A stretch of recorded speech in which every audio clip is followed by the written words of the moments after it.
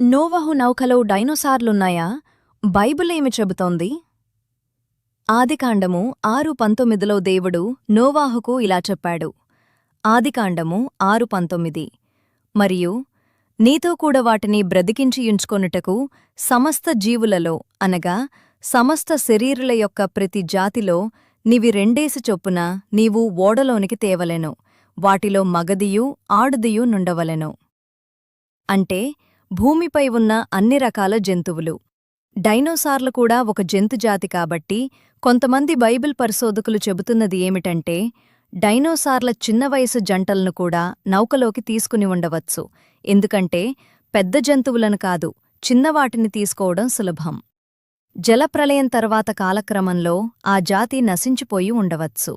Bible స్పష్టంగా డైనోసార్లు అని చెప్పదు, కాని ప్రతి జంతుజాతి అని చెబుతుంది.